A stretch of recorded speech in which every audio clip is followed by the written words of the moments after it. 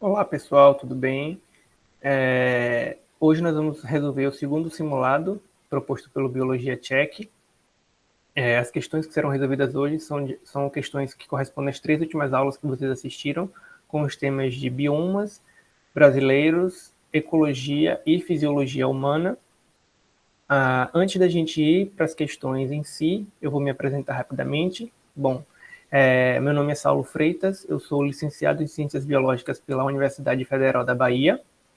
Atualmente eu estou cursando mestrado no programa de pós-graduação em Biodiversidade e Evolução e eu sou apaixonado pela vida marinha, né? O meu mestrado, o projeto do meu mestrado eu trabalho com corais, que são organismos marinhos, então biologia marinha é literalmente a minha vida. Então, sem mais delongas, nós vamos agora para as questões. Na primeira questão, que é uma questão que foi aplicada no Enem do ano de 2019, ele traz no enunciado alguns termos e alguns conceitos que a gente precisa compreender para conseguir responder essas questões de forma mais clara e objetiva.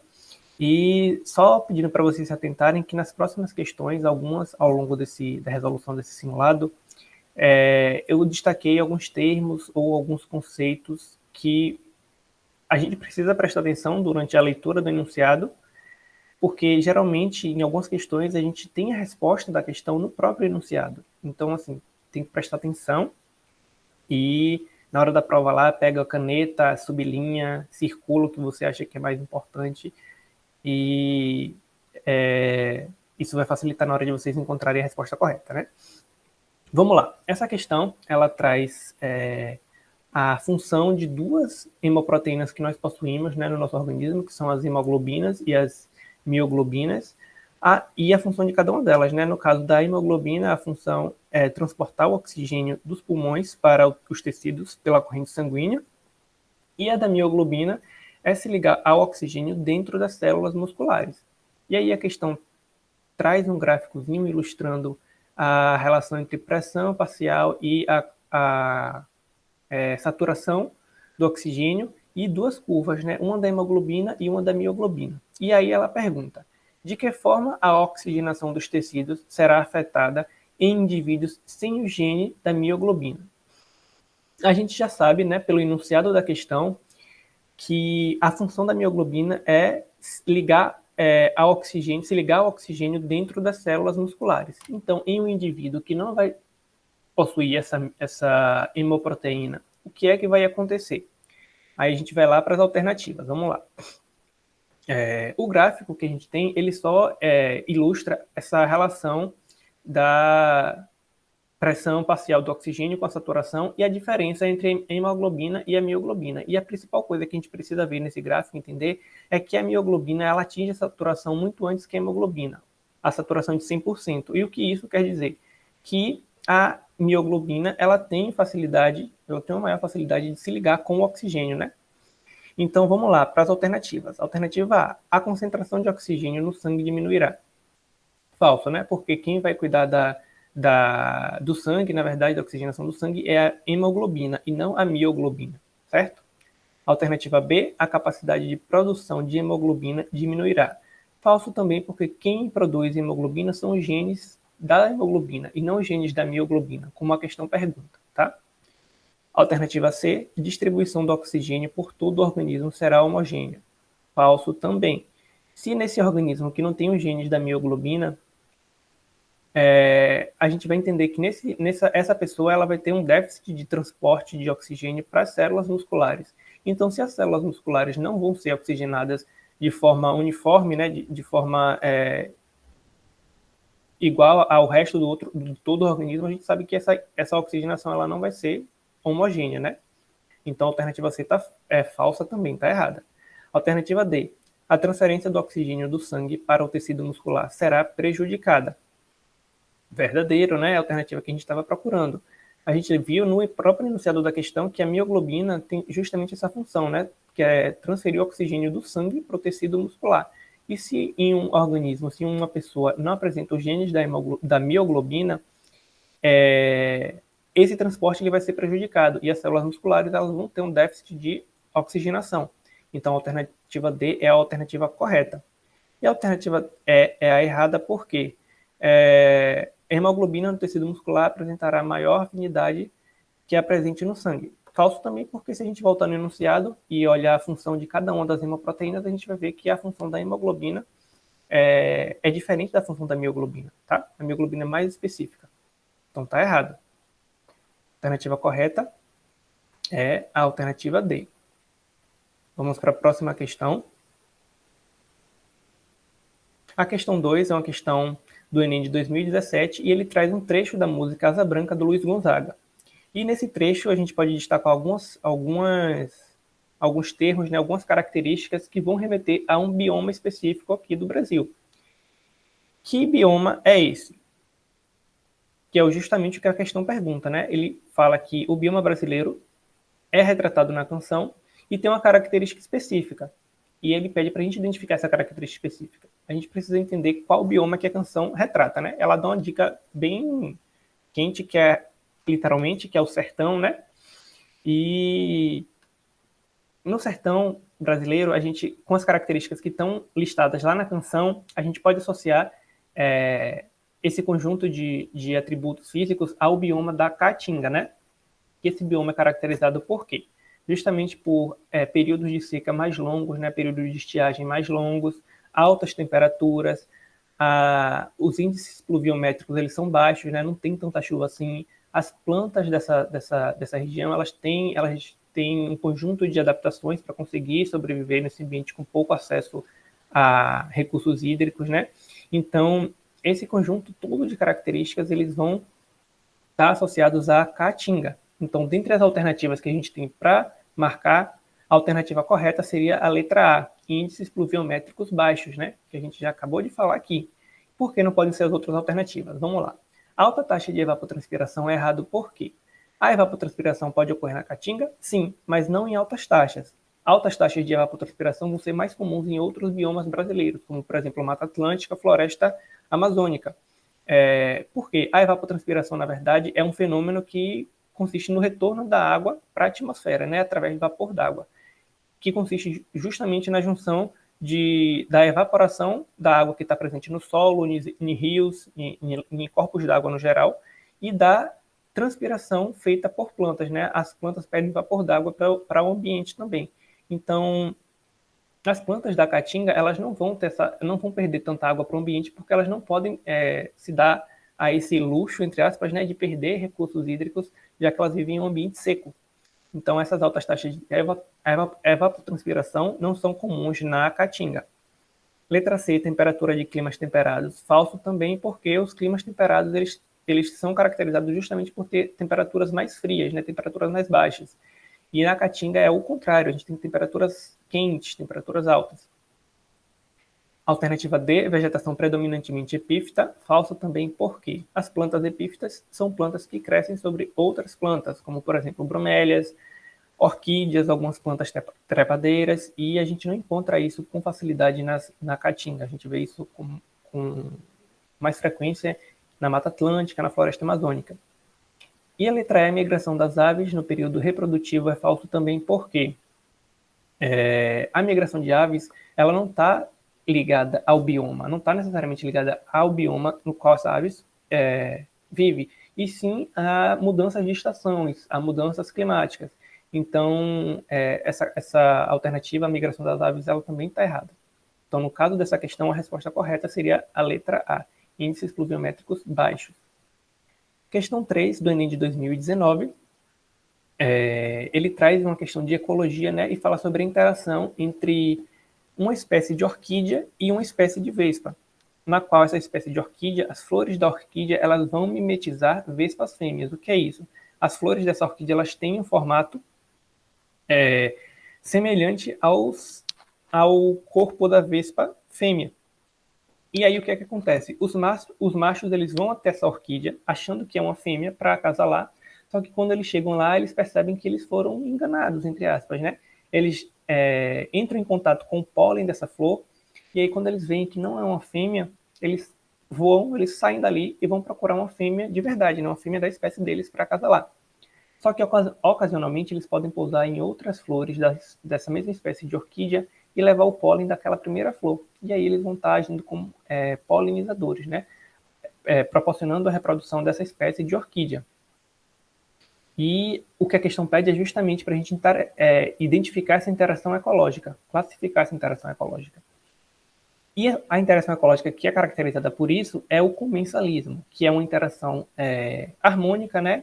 Que nenhum dos meios, nenhum dos lados, nenhuma das espécies que está interagindo, elas vão sair perdendo, mas apenas uma espécie vai ter um retorno positivo, vai ter uma espécie beneficiada, que no caso é a orquídea, né? Ela vai estar tendo um agente para auxiliar na sua reprodução. E a vespa ela não vai ganhar nem perder nada. Ela só vai lá, pousar na orquídea, ver que não é uma fêmea e vai embora. Então, a orquídea tem um ganho positivo e a vespa tem um ganho nem perda, né? Na verdade, é neutro, é a relação da vespa.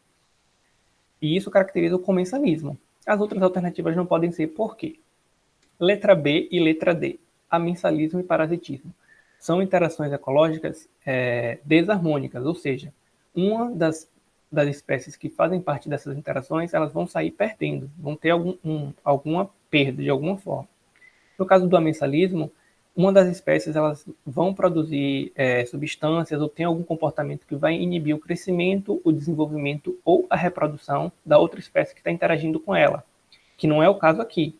E o parasitismo, a gente vai ter interação entre um parasita e um hospedeiro, onde sempre o parasita ele vai estar extraindo fluidos, extraindo alimento, utilizando o hospedeiro como como um hábitat, como uma forma de se reproduzir, como um facilitador na sua reprodução, que não é o caso aqui também, tá? A vespa não é hospedeira, a vespa não é parasita, a orquídea não é hospedeira, nem vice-versa. Letra C e letra E não podem ser também por quê? Tanto o mutualismo quanto a protocooperação, eles são muito relacionados, porque, na verdade, a protocooperação é um tipo de mutualismo. A gente tem dois mutualismos principais, né? O mutualismo obrigatório e o mutualismo facultativo. A letra C, que no caso do mutualismo obrigatório, é aquela relação que ela precisa acontecer entre duas espécies para que elas consigam sobreviver. Caso essa interação ela não ocorra, as espécies elas não conseguem sobreviver separadamente, que é um exemplo que a gente tem dos líquens. Os líquens são aquela camadinha que você vê em tronco de árvores, às vezes em muro, em local úmido, que parece uma películazinha bem fina, cinza. Aquilo ali é um organismo que é uma interação, na verdade, entre fungos e entre algas. Então, aquela interação ali é obrigatória, eles precisam interagir para sobreviver. Enquanto que a protocooperação, que também é chamado de mutualismo facultativo, é um mutualismo que não é obrigatório. As espécies elas podem interagir e podem obter benefícios dessa interação, sim, mas caso elas não interajam, elas conseguem sobreviver independentemente. Que a gente tem como exemplo uma espécie de jacaré que fica com a boca aberta e senta um passarinho dentro da boca do jacaré e ele não se alimenta do pássaro, ele fica lá com a boca aberta enquanto o pássaro vai fazer a limpeza bucal do jacaré, né? Ele vai pegar restos de comida entre os dentes do jacaré e vai se alimentar.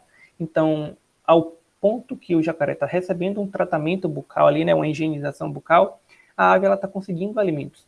Mas, caso aquela interação não ocorresse, ambos poderiam sobreviver perfeitamente bem. O jacaré sem a limpeza bucal e o passarinho conseguindo outra fonte de alimentação, certo? Então, nesse caso, nessa questão, a gente tem a resposta correta, a letra A, o comensalismo. A questão 4 do Enem de 2018, ele traz o seguinte enunciado. Para serem absorvidos pelas células do intestino humano, os lipídios ingeridos precisam ser, primeiramente, emulsificados. Nessa etapa da digestão, torna-se necessária a ação dos ácidos biliares, visto que os lipídios apresentam uma natureza apolar e são insolúveis em água. Esses ácidos atuam no processo de modo a... Bom, a gente precisa entender o que é uma emulsão para a gente conseguir entender qual é a função dos ácidos biliares. E para isso a gente vai lembrar de um experimento que é bem comum, eu não sei se vocês já fizeram, já viram vídeo na internet, que é aquela mistura que a gente faz com água e com óleo. Se você colocar em um copo um pouquinho de água e colocar óleo de cozinha dentro, vocês vão ver que vai ter uma mistura bifásica ali, né? Na verdade, a água fica embaixo e o óleo vai ficar em cima, porque a densidade da água é maior, né? Então ela vai ficar embaixo. E por mais que você pegue uma colher e mexa aquilo tudo, a água e o óleo eles não vão se misturar, né? que isso pode mudar, a água e o óleo eles podem se misturar se você adicionar uma terceira substância naquela mistura, tá? Essa substância que você vai adicionar, ela vai fazer o quê? Ela vai pegar o óleo e vai dividir o óleo em partículas menores, né? Vai aumentar a superfície de contato e vai estar englobando o óleo, formando micelas, que são uma estrutura esférica que vai estar quebrando o óleo em partículas menores. E aí, quando você usa uma colher para mexer, você vai conseguir misturar o óleo e a água, certo? E aí, nessa questão, os ácidos biliares vai ter a mesma função dessa solução que serviu para misturar o óleo com a água, para juntar, para unir os dois. A gente viu que os lipídios eles apresentam natureza apolar e são insolúveis em água. Então, o ácido biliar ele vai tentar resolver esse problema. E como ele vai fazer isso? Ele vai hidrolisar os lipídios? Não, né? Quem faz a hidrólise de lipídios são as enzimas específicas para isso, que são as lipases, certo? Então, não é função dos ácidos biliares hidrolisar lipídio. Letra B, agir como detergentes? Sim, a substância que a gente coloca lá na água e no óleo para fazer com que eles consigam se misturar é o detergente. Se você pegar detergente de cozinha, colocar ali dentro e mexer novamente com a colher, você vai ver que eles conseguem se misturar. Nesse caso, o ácido biliar ele vai estar agindo como um detergente, porque ele vai pegar esses lipídios e vai dividir os lipídios em partes menores, ou seja, vai aumentar a superfície de contato dos lipídios e vai fazer com que eles sejam absorvidos mais facilmente pelas células do intestino humano. Então, a nossa alternativa correta é a letra B. Vamos ver as outras, né? Letra C. Tornar os lipídios anfifílicos. Falso porque os ácidos biliares eles não têm a capacidade de alternar a polaridade dos lipídios, né? Eles só vão aumentar a superfície de contato. Alternativa D, promover a secreção de lipases. Falso porque quem vai fazer isso, na verdade, são hormônios, né? Isso vem através do controle hormonal e não por conta dos ácidos biliares. E a alternativa E, estimular o trânsito intestinal dos lipídios. Falso também porque quando a gente fala de trânsito intestinal, a gente pode estar associando mais a questões a hábitos alimentares, como, por exemplo, a ingestão de fibras, consumo de água, e não necessariamente aos ácidos biliares. Então, a alternativa correta é a alternativa B. Vamos lá. Questão 5, em 2001. A Mata Atlântica, que originalmente se estendia por todo o litoral brasileiro, do Ceará ao Rio Grande do Sul, ostenta hoje o triste título de uma das florestas mais devastadas do mundo. Com mais de 1 milhão de quilômetros quadrados, hoje restam apenas 5% da vegetação original, como mostram as figuras. Então, nesse mapinha a gente consegue ver o quê?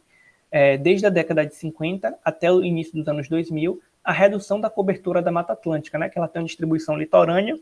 Então, o que é que a questão pede?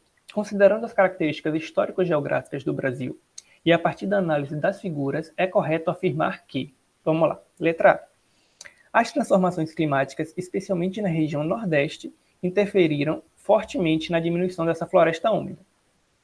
Gente, as transformações climáticas elas acontecem em todo o país, né? Não é exclusivamente na região Nordeste. E ao longo de toda a distribuição também, né, da Mata Atlântica. A gente sabe que em algumas regiões as consequências dessas mudanças elas podem ser mais significativas do que em outras, mas quando a gente vai analisar o mapa, a gente consegue ver que, apesar da redução da Mata Atlântica na região Nordeste, a região Sul e Sudeste também teve uma redução ainda mais acentuada. Então a gente exclui a alternativa A, né? A alternativa A está incorreta. Alternativa B. Nas 3 últimas décadas, o grau de desenvolvimento regional impediu que a devastação da Mata Atlântica fosse maior do que a registrada. Bom, o desenvolvimento regional ele não impediu uma devastação da Mata Atlântica. Pelo contrário, ele pode ter servido como um propulsor dessa devastação. Por quê? A gente vai ver que nas outras alternativas a gente tem outros fatores que podem influenciar nisso, que é a expansão urbana, a expansão de atividades econômicas, industriais. Tudo isso vai demandar espaço e, como consequência, a Mata Atlântica ela tem uma distribuição ao longo do litoral e o Brasil tem uma densidade populacional muito grande na costa, né, na região litorânea. Então, as cidades, né, algumas grandes metrópoles que estão localizadas próximas ao litoral do Brasil, elas vão expandindo, elas vão precisando de espaço para crescer, né? E então, é meio que lógico que as áreas ao redor dessas grandes cidades elas sejam utilizadas para essa expansão. Então, como consequência, vai haver esse desmatamento da Mata Atlântica, né? Essa diminuição da cobertura justamente por conta desses avanços. Então, a alternativa B está incorreta também, tá? Vamos lá, alternativa C. As atividades agrícolas aliadas ao extrativismo vegetal têm se constituído desde o período colonial da principal causa do devastamento da Mata Atlântica. A gente sabe que a Mata Atlântica ela começou a ser devastada desde a chegada dos portugueses. Por quê? Vocês lembram que o primeiro principal recurso que foi explorado aqui no Brasil foi o pau-brasil, né? Que é uma árvore que foi bastante comercializada na Europa por conta da coloração vermelha, né? Que era extraída dela, né? Com os corantes. E essa exploração exacerbada, sem controle, levou a espécie à beira da extinção. Então, começou ali a degradação da Mata Atlântica. E após a exploração do pau-brasil, chegaram outros fatores que contribuíram ainda mais para a devastação desse bioma, né? Que foi a chegada da agricultura, né? Monocultura, por exemplo, cana-de-açúcar, cacau, café. Então, todo esse tipo de cultivo, né, demanda espaço. E onde é que eles vão encontrar espaço? Na Mata Atlântica. Então, desmatando esse bioma, iriam abrir espaços para essas atividades agrícolas. Então, desde a época colonial até os dias atuais, essa tem sido uma atividade econômica bastante problemática, porque contribuiu justamente para a diminuição desse bioma que a gente tem aqui no Brasil, né? Que hoje é bem reduzido.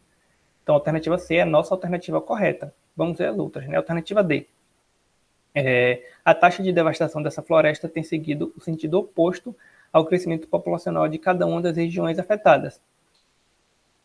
Não segue o sentido oposto, né, gente? Vai seguir o mesmo sentido. Quanto maior o crescimento populacional, a gente viu lá, né, que consequentemente maior a tendência de que essas áreas urbanas, esse crescimento, ele vai influenciar na busca por espaço para expansão, e esse espaço vai ser justamente o que? Essas áreas ao redor dessas metrópoles, né? Que são áreas que, no princípio, eram áreas verdes, eram áreas de Mata Atlântica, só que hoje em dia acabaram sendo desmatadas. Isso tende a continuar acontecendo, né? Se a gente não tomar providências. Então, a alternativa D, incorreta também. A alternativa E, o crescimento industrial na década de 50 foi o principal fator de redução da cobertura vegetal na faixa litorânea do Brasil, especialmente na região Nordeste. Bom, o crescimento industrial foi significativo na região Nordeste? Sim, mas se você olhar para outras regiões do país, como por exemplo o Sul e Sudeste, o crescimento foi maior.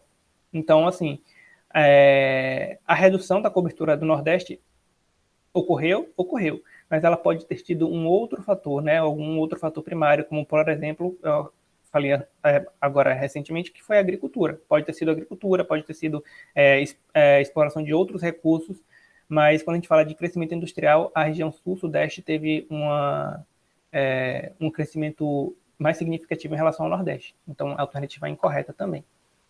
Então, essa questão a gente marcaria a letra C.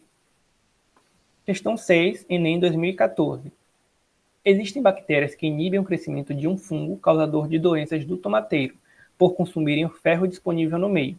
As bactérias também fazem fixação de nitrogênio, disponibilizam cálcio e produzem auxinas, substâncias que estimulam diretamente o crescimento do tomateiro. Qual dos processos biológicos mencionados indicam a relação ecológica de competição?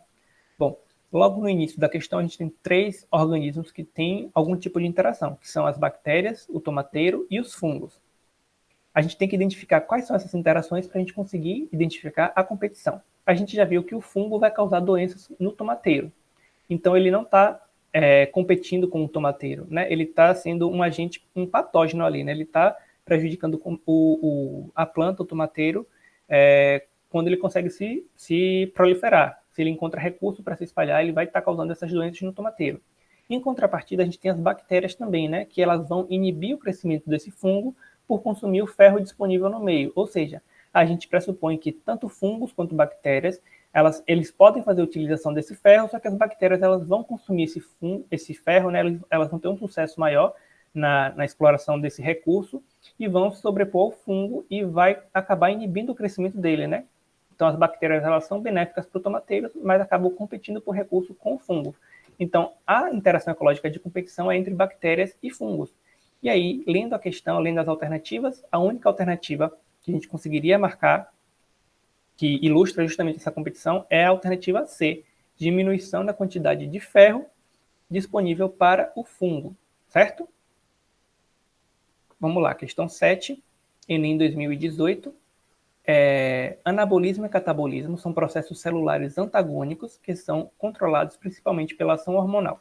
Por exemplo, no fígado, a insulina atua como um hormônio de ação anabólica, enquanto o glucagon tem ação catabólica, e ambos são secretados em resposta ao nível de glicose sanguínea. Em caso de um indivíduo com hipoglicemia, o hormônio citado que atua no catabolismo induzirá o organismo a... Vamos lá, o que é anabolismo e o que é catabolismo? O anabolismo, na verdade, é a sintetização de moléculas mais complexas a partir de moléculas simples. Como no caso o enunciado dá o exemplo da glicose, né? No anabolismo, o organismo vai pegar moléculas de glicose e vai formar o glicogênio, que é uma molécula mais complexa que é a glicose. Pense num jogo de Lego, quebra-cabeça Lego. Você tem pecinhas menores, pequenas, e você pode montar um prédio com essas peças, né? Juntando uma com a outra. Então você vai ter uma estrutura maior juntando peças menores. Isso é o anabolismo. O catabolismo ocorre ao contrário. Ele vai pegar essas moléculas mais complexas e vai quebrar em moléculas mais simples. Então imagine esse prédio que você construiu de Lego sendo destruído e voltando às peças menores, todas espalhadas lá no chão. Isso é o que o catabolismo vai fazer. Ele vai pegar o glicogênio e vai quebrar o glicogênio em moléculas menores de glicose, né? E a gente viu que tanto o glucagon como a insulina, eles vão controlar esse nível de glicose sanguínea. E aí a questão fala o quê? Em caso de um indivíduo com hipoglicemia, o que é hipoglicemia? Um quadro hipoglicêmico é um quadro em que a pessoa ela tem uma baixa de açúcar no sangue. Então, em um caso com um indivíduo com pouco açúcar no sangue, o hormônio citado que atua no catabolismo, ou seja, o glucagon, ele vai induzir o organismo a gente já viu qual é a função do glucagon, né, e do catabolismo. Ele vai pegar uma molécula complexa e quebrar em moléculas simples. Então, vamos lá. Ele vai realizar a fermentação lática? Não, né, gente? A fermentação lática ela vai acontecer em células musculares, justamente por conta da falta de oxigenação, né, falta de respiração aeróbica, e isso vai provocar câimbras e dores, não vai reduzir o quadro hipoglicêmico do indivíduo. Então, a gente elimina a alternativa A. Alternativa B, metabolizar aerobicamente a glicose. Falso, por quê? O metabolismo da glicose é respiração. A gente não quer saber disso. A gente quer saber de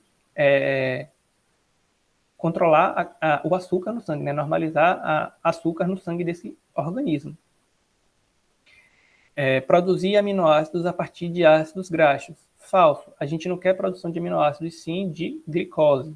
A gente quer normalizar os níveis de glicose nesse indivíduo. D. Transformar ácidos graxos em glicogênio. Falso também. E estimular a utilização do glicogênio. A gente viu que o glicogênio, quando ele é catabolizado, ele se transforma em glicose. E o que é que o indivíduo precisa num quadro de hipoglicemia? De glicose. Então, essa é a nossa alternativa correta. O glucagon ele vai estimular a utilização do glicogênio hepático, né? Ele vai quebrar o glicogênio em pedaços menores, né? Em moléculas de glicose, e isso vai é uma tentativa do organismo em normalizar os níveis de glicose no sangue, né? Em reduzir esse quadro, em reverter esse quadro hipoglicêmico. Então, a alternativa correta dessa questão é a alternativa E. Vamos para a próxima questão, questão 8, Enem 2019. Ele traz esse textinho no enunciado, falando um pouco sobre a importância das planícies pantaneiras, né, e da importância da manutenção do nível de água, já que em períodos de cheia, inundações ocorrem em função da alta pluviosidade nas cabeceiras dos rios, ou seja, nas nascentes dos rios. E durante o período de estiagem, a biodiversidade da planície pantaneira ela continua intacta, né? Ela é assegurada justamente por conta de reservas de água, né? De calhas dos principais rios que vão auxiliar nessa manutenção da biodiversidade. E aí a questão pergunta: a medida mais eficaz a ser tomada visando a conservação da planície pantaneira e a preservação da sua grande biodiversidade é a conscientização da sociedade e a organização de movimentos sociais que exijam. Bom, aqui a gente precisa prestar um pouquinho de atenção, porque se você analisar as alternativas, vai parecer que tem mais de uma correta. Mas a gente tem que pensar na medida mais eficaz e que não seja uma medida pontual, não vá ser destinada para um local específico, para um conjunto específico de organismos, tá? Então vamos lá. Alternativa A: criação de parques ecológicos na área do Pantanal Mato-Grossense. Parece uma alternativa legal, porém, se a gente for parar para analisar, parques na área do Pantanal, sem focar nas áreas da nascente, né, que é mencionada lá no enunciado, eles podem não ser tão eficazes assim, né? E a gente já viu que o enunciado ele ressalta a importância das nascentes. Então, pode ser legal, mas não vai ser tão eficaz quanto parques ecológicos criados em regiões de nascente. Letra B: proibição da pesca e da caça que tanto ameaçam a biodiversidade. Parece uma alternativa legal também, né? Mas tá, se eu proibir a pesca e a caça, é uma coisa positiva. Mas e as plantas, né? E a flora daquele local? E os fatores abióticos, como por exemplo as águas dos rios, os solos? Então, assim, vai ser uma medida legal para a fauna, mas a gente também tem que pensar na flora e no ambiente como um todo, né? Nos recursos abióticos também. Então a gente elimina a alternativa B. Alternativa C: aumento de pastagens na área da planície para que a cobertura vegetal composta de gramíneas evite a erosão do solo. Gente, o aumento de pastagens ele não vai ser legal, né? Porque aí a gente vai estar tirando a vegetação nativa daquele local para aumentar áreas com áreas de pasto, né? Áreas livres, áreas com gramíneas. Então isso não é o ideal, não tem um viés conservacionista, tá? Alternativa D: a construção de barragens para que o nível das águas nos rios seja mantido, sobretudo na estiagem, sem prejudicar os ecossistemas. Completamente errado, porque a construção de barragens já prejudica o ecossistema. A presença de barragens ela vai acabar inundando áreas que ainda não são alagadas. Então, podem haver espécies de plantas, podem haver espécies de animais, vertebrados e invertebrados naquelas áreas que ainda não são alagadas, que vão ser comprometidos caso essa barragem seja construída. Então, a alternativa B também é errada. E a alternativa é o controle do desmatamento e da erosão, principalmente nas nascentes dos rios, responsáveis pelo nível das águas no período de cheias, que é a nossa alternativa correta. Lembra que no enunciado da questão ele fala da importância das nascentes? Então, se a gente não preservar essas áreas de nascente, né, se a gente tiver esse impacto antrópico, né, do desmatamento, a gente vai estar impactando diretamente as cabeceiras dos rios, porque vai ocorrer uma erosão das margens, né? Porque nas nascentes e nos leitos dos rios em geral, é ideal que haja uma mata ciliar. O que é isso? São matas que ficam nas margens dos rios, e isso vai promover uma manutenção daquele ecossistema, né? Vai promover vai evitar a erosão do solo, né? Porque com a erosão do solo, caso a gente tem esse cenário de desmatamento de matas ciliares, os solos eles vão se erodir com mais facilidade, e isso vai provocar o assoreamento de rios, que é o que? A deposição de terra e de matéria orgânica no fundo dessas águas, né? E isso pode trazer consequências negativas para as planícies alagadas, né? Porque caso haja esse desmatamento nas nascentes, não é só as nascentes que vão ser impactadas, todo o leito do rio, consequentemente, também vão sofrer as consequências disso. Então, a importância é de conscientizar a população sobre os riscos ambientais do desmatamento, certo? Desse tipo de ação antrópica. Então, a alternativa correta é a letra E. Vamos para a próxima, questão 9, Enem 2020. Algumas espécies de bactérias do gênero Pseudomonas desenvolvem-se em ambientes contaminados com hidrocarbonetos, pois utilizam essas moléculas como substâncias para transformação em energia metabólica. Esses micro-organismos são capazes de transformar o octano em moléculas menos tóxicas, tornando o ambiente mais propício para o desenvolvimento de fauna e flora. Essas bactérias poderiam ser utilizadas para recuperar áreas contaminadas com. A gente tem um termo aí que está destacado que é a chave da questão: hidrocarbonetos. Quando a gente fala de hidrocarbonetos, a gente associa logo a petróleo, né? Existem os hidrocarbonetos, na verdade, eles são de grande importância na economia, porque ele está presente em vários combustíveis, né? Combustíveis fósseis, por exemplo, carvão mineral, petróleo, gás natural. Então, dentre as alternativas que a questão dá, a única alternativa que é mais lógica para a aplicação dessas pseudomonas, né, dessas bactérias, é contaminação por petróleo. Se a gente for analisar metais pesados, gases tóxicos, lixo nuclear, pesticidas, nenhum deles tem hidrocarbonetos. Alguns pesticidas até têm, só que a concentração de hidrocarboneto não é significativa quando comparada aos outros agentes tóxicos que fazem parte desse pesticida, tá? Então, pode ser que nesse ambiente com pesticida, a pseudomonas ela não dê conta da quantidade de outras toxinas, além dos hidrocarbonetos, para metabolizar e para reduzir os níveis de toxicidade daquele ambiente. Então, nessa questão, a alternativa correta é a letra A, tá? Petróleo. Questão 10, Enem 2019. Recentemente, um grupo de biólogos descobriu um animal que vive em uma região extremamente árida, no território brasileiro. Fizeram a coleta do sangue e da urina desse animal e observaram que sua urina apresenta uma concentração hipertônica em relação ao sangue. Que adaptação desse animal lhe permite viver na região citada? Bom, se esse animal ele vive em uma região árida, ou seja, uma região quente, uma região com pouco acesso a recursos hídricos, e a urina dele tem uma concentração hipertônica em relação ao sangue. Quando a gente fala de urina, né, desse tipo de excreta, a gente sabe que ela vai compreender uma porção de água, uma porção de elementos tóxicos, né, e de sais. E essa variação, e essa urina, essa concentração desses elementos, ela vai variar de espécie para espécie e, consequentemente, e principalmente, vai estar ligada ao ambiente em que cada uma dessas espécies vive, né? Então, nesse ambiente árido, a gente tem essa urina mais concentrada, porque o organismo ele não quer perder água para o meio. O meio já é um ambiente extremamente estressante, né? Sem recursos hídricos abundantes. Então, quanto menos água esse organismo perder, melhor para ele. E quando a gente fala em concentração, né, em meios isotônicos, hipertônicos e hipotônicos, a gente tem que entender o que é isso.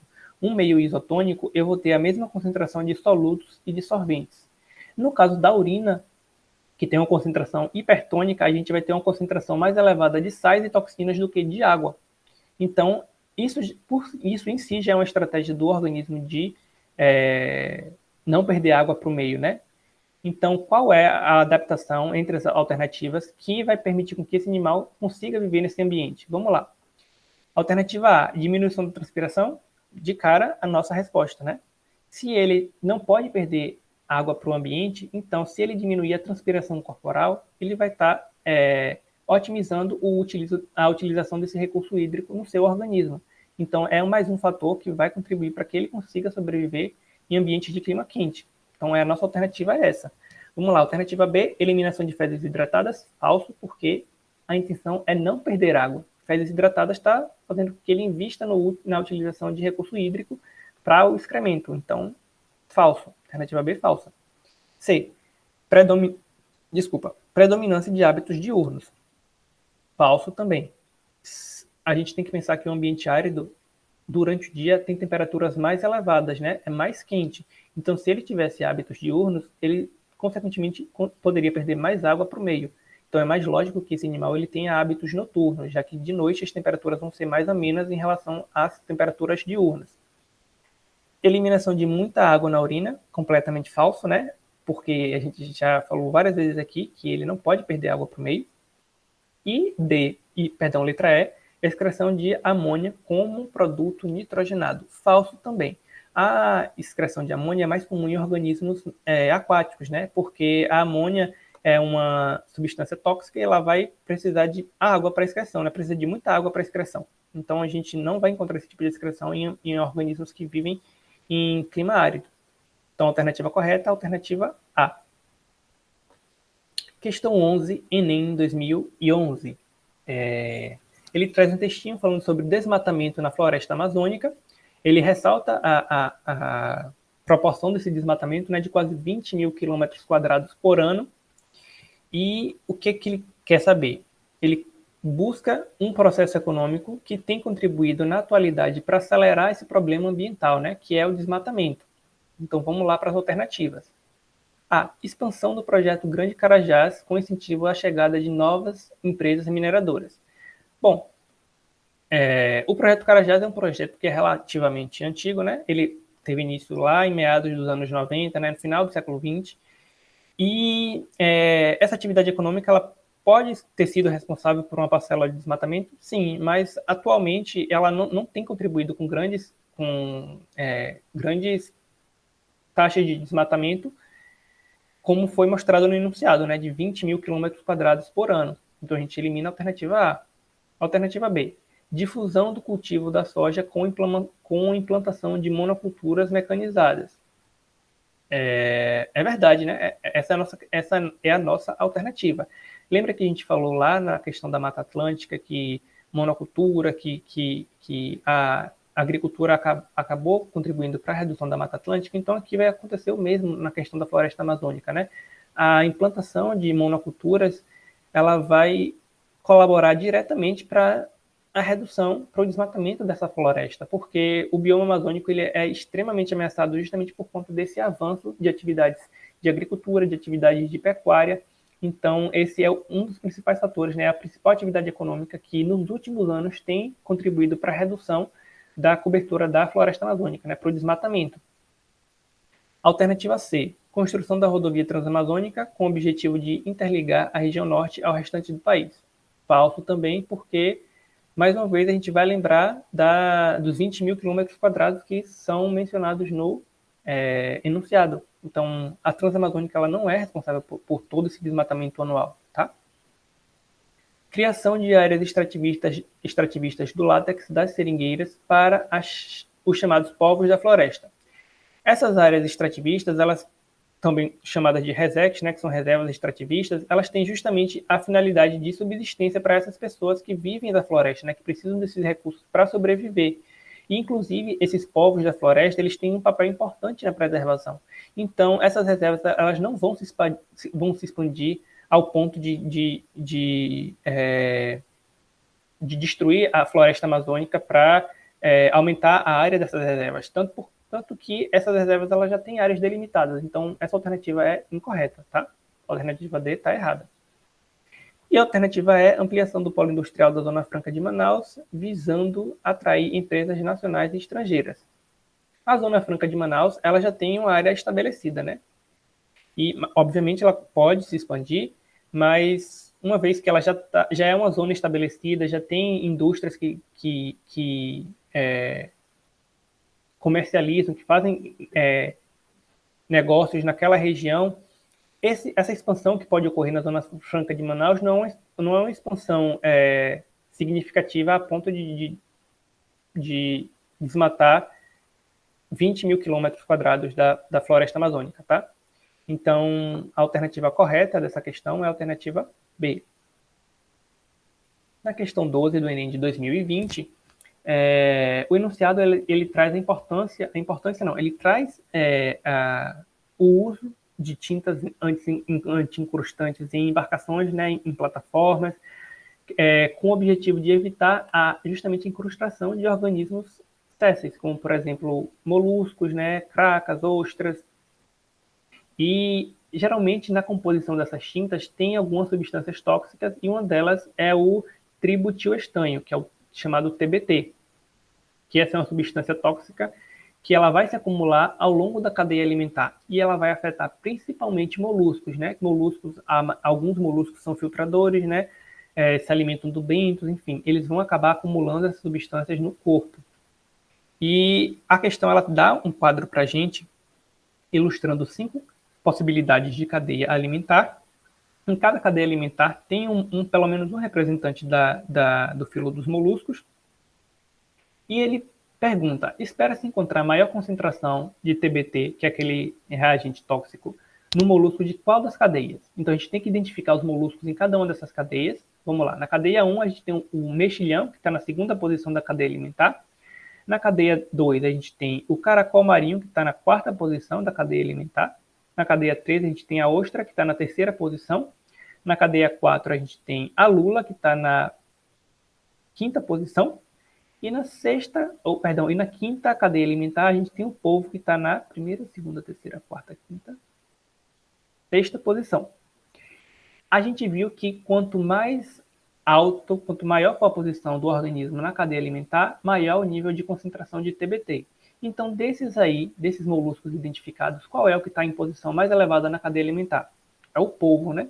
Então, o polvo ele vai ter concentrado no seu organismo, né, poluente que já foi ingerido por cianobactérias, que foi ingerido consequentemente por protozoário, por esponja, por estrela do mar, por peixe e, por último, pelo polvo. Então, a alternativa correta é a alternativa E, que é a quinta cadeia alimentar, que vai ter, o molusco dessa cadeia vai ter a maior concentração de TBT em seu organismo. Próxima questão, questão 13.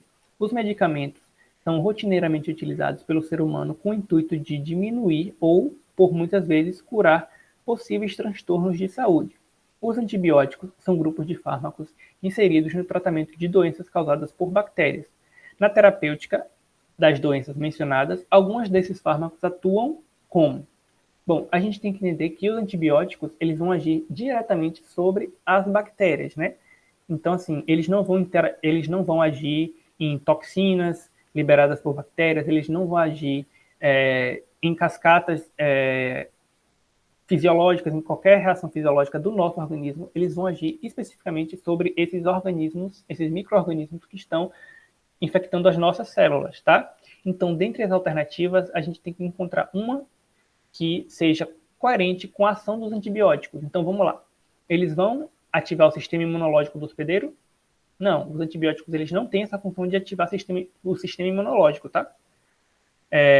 B, interferir na cascata bioquímica da inflamação. Falso também. Essa cascata bioquímica ela vai acontecer após a infecção bacteriana, né, após a liberação de toxinas, e é uma resposta do nosso corpo a essa infecção. Então, o antibiótico ele não vai agir nesse sentido, ele vai agir sobre o agente que está infectando. Alternativa C, removendo as toxinas sintetizadas pelas bactérias. Falso também. O antibiótico ele vai agir sobre as bactérias e não sobre as toxinas sintetizadas por elas. Alternativa D, combatendo as células hospedeiras das bactérias. Falso. As células hospedeiras das bactérias são as nossas células. Então não tem sentido a gente utilizar um fármaco que vá combater as nossas células, tá? Alternativa E, danificando estruturas específicas da célula bacteriana. É a nossa alternativa correta. Esses antibióticos eles podem ter substâncias que vão danificar células bacterianas, né? Tipo a parede celular. A gente sabe que as bactérias elas podem apresentar parede celular. Então, esses antibióticos eles vão acabar inibindo a síntese de proteínas específicas das bactérias, que vai, consequentemente, comprometer a sua estrutura e, assim, elas vão ser combatidas, né? Então, os antibióticos eles vão agir dessa forma, diretamente sobre a célula bacteriana e não sobre outros processos internos do nosso corpo. Então, a alternativa correta, alternativa E. Próxima questão. Questão 14 do Enem de 2015. No mapa estão representados os biomas brasileiros que, em função das suas características físicas e do modo de ocupação do território, apresentam problemas ambientais distintos. Nesse sentido, o problema ambiental destacado no mapa indica. Bom, a gente está vendo nesse mapa a distribuição dos biomas brasileiros e o problema ambiental, né, que é o último quadradinho lá embaixo na legenda, que é o quadradinho achurado, ele está posicionado principalmente sobre o bioma da Caatinga. Tem uma porçãozinha no Cerrado, uma porçãozinha na Mata Atlântica, mas principalmente sobre a Caatinga. E quando a gente fala da Caatinga, a gente tem que lembrar que essa região, né, esse bioma específico, ele é caracterizado em regiões semiáridas e com uma baixa taxa de umidade, né, temperaturas altas, baixa pluviosidade, baixa escassez de água, e a vegetação ela tem um conjunto de características específicas para se adaptar àquela região, como a gente já viu. Nessa região da Caatinga, é comum a retirada da cobertura vegetal para plantações, né, para exploração de outros recursos, como, por exemplo, o carvão vegetal. E quando a gente faz essa retirada da cobertura vegetal, a gente vai estar expondo, na verdade, o solo daquela região. Então, já não é um solo com muitos nutrientes, né? Já não é um solo muito rico. Então, ele vai ficando cada vez mais propenso a não conseguir passar por um período de resiliência, né? Ele vai ficar mais exposto e, consequentemente, uma situação difícil de recuperação. E essa situação em si, ela provoca um fenômeno que tem se espalhado pela Caatinga e atualmente já tem atingido também parte do Cerrado, como a gente vê no mapa. Que esse processo é chamado de desertificação, né? Isso provoca a desertificação. Então, analisando as alternativas, a gente já pode marcar de cara, que é a desertificação das áreas afetadas, mas por que não podem ser as outras alternativas? Vamos lá. Se fossem rios temporários, ou, por exemplo, o desmatamento de matas ciliares, alternativa A e C, a gente teria que ter uma distribuição desse problema ambiental mais específica, né? Mais situada sobre leitos de rios, sobre bacias hidrográficas, mas a gente vê uma distribuição bem quase que homogênea por todo a cobertura da Caatinga. E, além disso, se a gente for ver os outros problemas também, como, por exemplo, queimadas de remanescentes vegetais e contaminação de águas subterrâneas, são problemas que existem sim, mas são problemas que estão atrelados a outras regiões do Brasil, né, a outros biomas. E como o nosso problema ambiental está situado sobre a Caatinga especificamente, então a gente pode descartar essas alternativas. Então, a alternativa correta dessa questão é a desertificação das áreas afetadas. Questão 15, Enem 2020. Uma atividade que vem crescendo e se tornando uma fonte de renda para muitas pessoas é o recolhimento das embalagens feitas com alumínio no Brasil. No Brasil, atualmente, mais de 95% dessas embalagens são recicladas para a fabricação de outras novas. O interesse das fábricas de embalagens no uso desse material reciclável ocorre por quê? Vamos lá, a gente está falando de interesse de fábricas. A gente sabe que essas fábricas elas têm um interesse principalmente voltado para a economia, né? Principalmente para a economia delas. Então, vamos lá analisar as alternativas. Alternativa A, a reciclagem resolve o problema do desemprego da população local. Gente, a reciclagem é uma resolução de problema social longe de ser verdade, né? O desemprego não vai ser resolvido, não vai desaparecer por conta da reciclagem. A reciclagem é um meio que surgiu justamente para tentar suprir essas necessidades, né? Essas lacunas que a gente tem na sociedade, que muitas famílias recorrem a isso como uma forma de subsistência, né? Então, está longe de ser verdade essa alternativa. Alternativa B, produção de embalagens a partir de outras já usadas é mais fácil e rápida. É a alternativa incorreta porque, apesar do custo reduzido, a gente não tem informação sobre o tempo da produção, a gente não sabe se ela é realmente mais rápida ou não do que a fabricação a partir da matéria-prima do alumínio, né? Então, a gente já elimina essa alternativa também.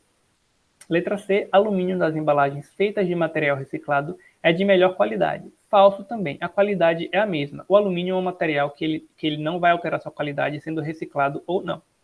Outros materiais que são reciclados, eles perdem sim a qualidade, como, por exemplo, plástico e papel. Mas no caso do alumínio, ele não vai perder a qualidade.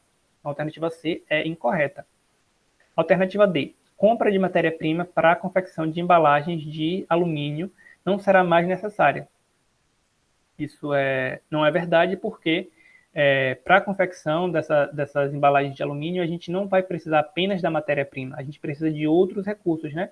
Então, alternativa falsa. E a alternativa é, custo com a compra de matéria-prima para a produção de embalagens de alumínio é reduzido. É verdadeiro, né? Visto que, se a gente for comparar o custo envolvido na reutilização de embalagens que já estão em circulação com o custo que é investido para a extração da bauxita, né, que é o alumínio que vem da bauxita, né, que é a matéria-prima, o mineral que vai ser extraído do alumínio, a rocha que vai ser extraída do alumínio, os custos são muito mais altos se você pegar latinhas que já estão em circulação e reciclar essas latinhas. Então, como interesse econômico, né, como a gente está falando de interesse econômico de fábricas, a alternativa é a nossa alternativa correta nessa questão. Questão 16, Enem 2017. Ela fala sobre a retina, né, sobre o nosso olho, e fala sobre especificamente um tipo celular, que são os cones, que tem a função de converter diferentes comprimentos de onda de luz em sinais elétricos e levar esses sinais através do nervo óptico até o cérebro. Então, a questão pergunta, em relação à visão, a degradação desse tipo celular irá. Então, qual é o tipo celular que a questão fala? Cones, que são células que têm função de converter comprimentos de onda em sinais elétricos.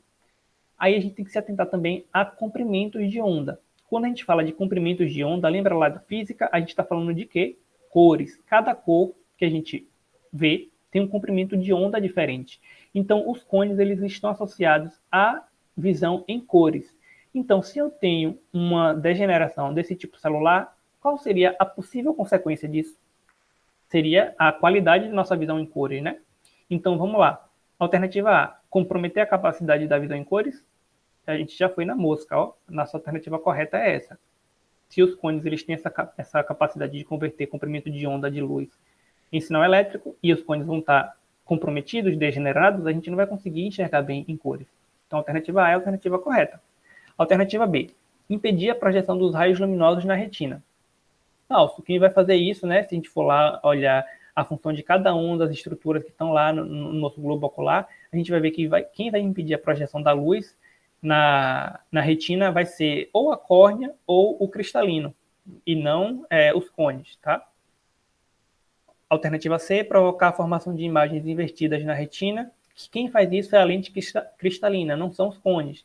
Então, alternativa incorreta também. Letra D, causar dificuldade de visualização de objetos próximos.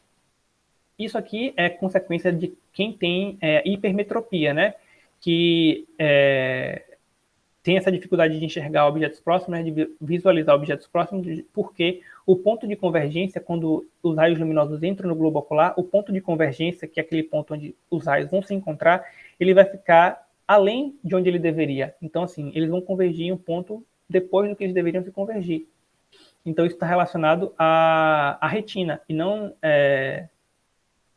não necessariamente aos cones, às células cone.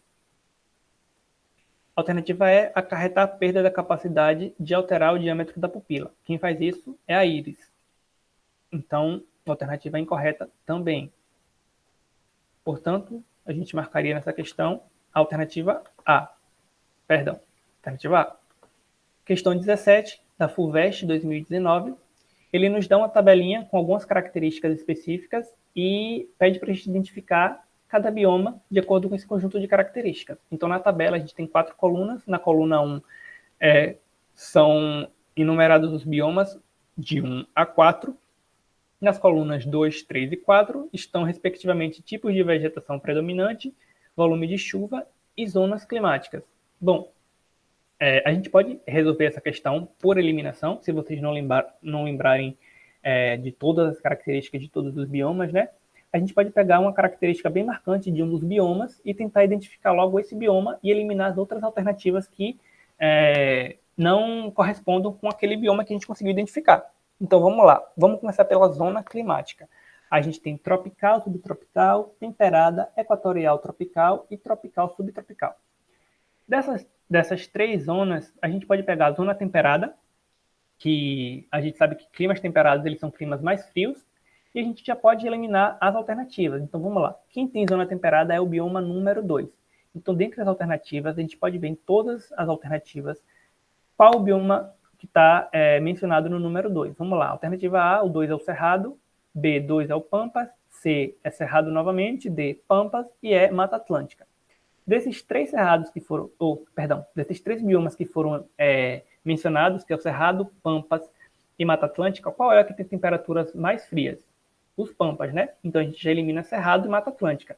Então a gente de cara já eliminou 3 alternativas, a A, a C e a E. A gente fica entre B e D. Então vamos lá ver se os Pampas correspondem também com as outras características. Volume de chuvas moderado e tipo de vegetação predominante herbáceo. Verdade, lembra que os Pampas são caracterizados por campos, enfim, várias gramíneas. Então, o tipo vegetal e o volume de chuvas, ele corresponde com as características dos Pampas. Então, a gente já fechou, já conseguiu identificar o bioma número 2. Vamos ver as outras alternativas. Vamos para outra característica que é bem marcante. A gente pode ver aí, por exemplo, o volume de chuvas grande aliado ao tipo de vegetação predominantemente arbóreo.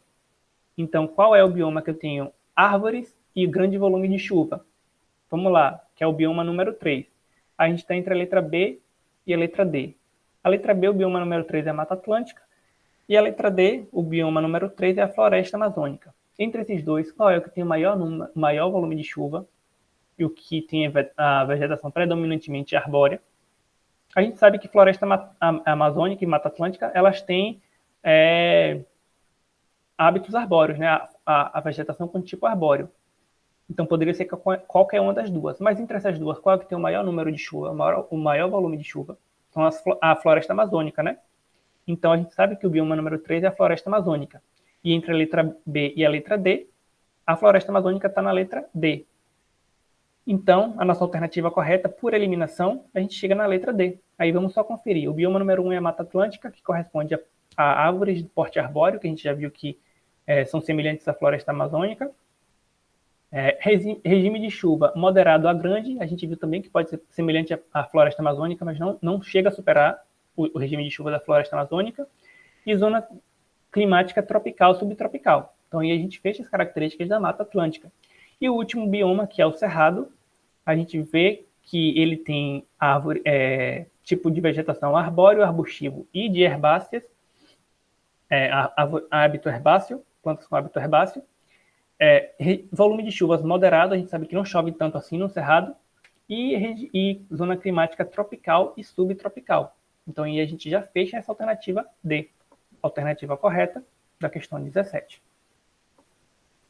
Questão 18, Enem de 2020, fala sobre os impactos ambientais na implantação de usinas hidrelétricas. Fala sobre que, apesar de ter o conceito de energia limpa e a ideia de sustentabilidade, essas usinas elas vão causar problemas ambientais. E a questão destaca, o enunciado destaca que a proliferação de algumas espécies aquáticas em relação a outras, ela pode ocasionar perda de biodiversidade.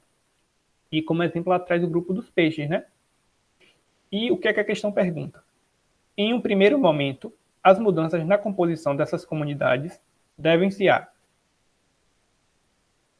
alternativa A, as alterações dos hábitats causados pela construção das barragens. A gente já foi de cara na nossa alternativa, né?